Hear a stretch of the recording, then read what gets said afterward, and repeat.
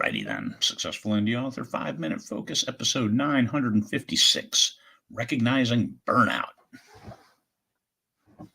Stanley's not burnt out. He's just crumpling up the bed and making his nest so he can nap for a little bit.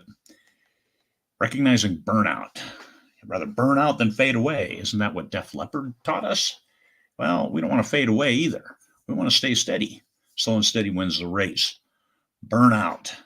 You can go fast, you can go furious. But at some point, your body's going to tell you, hey, that's it, I'm done. Could be your mind, could be your body. And it's going to come at a most inopportune time when you're pushing yourself over the edge. Now, you have to push yourself. I believe that's important for personal growth. But pushing yourself to the point that you're burned out, that you're done, that's what we don't want. That's what we want to avoid. So what's burnout look like? It takes more time to do less. You're taking longer and longer to get less and less done. And that in itself is a cause of stress for any kind of person who is results oriented. You're expecting to see that finished manuscript and you're just trudging along and it's painful, which is another thing. Pain, whether emotional or physical, is this causing you pain as you think about getting on the computer and working on your manuscript? It should never do that. Writing your book should always be fun. Even if it's a topic that's hard, it's still, this is it. This is the story. You get lost in the world that you've created. You get lost in the details. If you're writing nonfiction, trying to explain and set it up so somebody can look at that and learn. Somebody can look at it and be entertained. And if that's painful and hard to do, well, then those are other signs of burnout. Maybe it's not a good alignment. Maybe you're writing something that's not your genre. Hey, it's a hot trend. Yeah, I strongly encourage you not to do that because it's gonna be painful. It's gonna be hard. Too much like work. If you want to be like work, go to work. No risk. Just go work for the man. Let him pay you every 2 weeks, every week, every month, whatever it might be. Or you can work for yourself and reap the full rewards of what you're doing. Loss of joy. All of a sudden, other things, even when you're not working, don't bring you any joy. Maybe they even bring anger. You lash out at things. You start and complain. You complain about everything. Oh, man, that idiot doesn't use his blinker. Okay. Is it a blinker? Is it a turn signal? What do you call it? Loss of joy. Think about that. When everything's going great, you see the good in everything. You see the good in everyone. You see the good in the beauty in nature.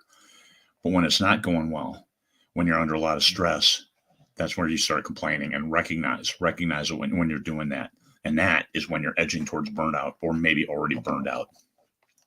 Are you feeling out of control? Take control of what you can control. And there are certain things you can't control, like sales. You can set yourself up and set the stage, write a great book, but you can never guarantee your sales. And I think every successful author out there has had a book that didn't sell well. Oddly, it's like, hey, but this is me. You guys like me. Yeah, but this book didn't sell. It didn't resonate for some reason. So you just accept that and move on. Is it causing you stress? Do you need that revenue? Now, again, money is a major stress point, whether you're an author or not. Money is always a stress point because if you can't afford the basic elements of life, yeah, but money isn't the key to happiness. Well, you got to have a certain amount and you got to have certain needs taken care of. And then that is the foundation for happiness. So a certain amount of money is critical for any chance at being happy. You can't just be happy and homeless. Yeah, there may be those people, but I don't think so. I think they're all unhappy at some level unless they have their basic needs taken care of. And that is a source of stress. And are you putting that much pressure, much more pressure on yourself? Because you have to perform. You have to get the story. It has to sell. Are you setting yourself up for failure? That's where you take a step back. We'll talk tomorrow about other ways of burnout. And another one, aberrant engagement. You find yourself doing anything other than writing your book. Is that burnout? Could be. Or you just don't know where the book is going and you don't want to look at it because you can't see the end. I always write the end before the beginning, and that way I know this is where I'm going and I can always get there.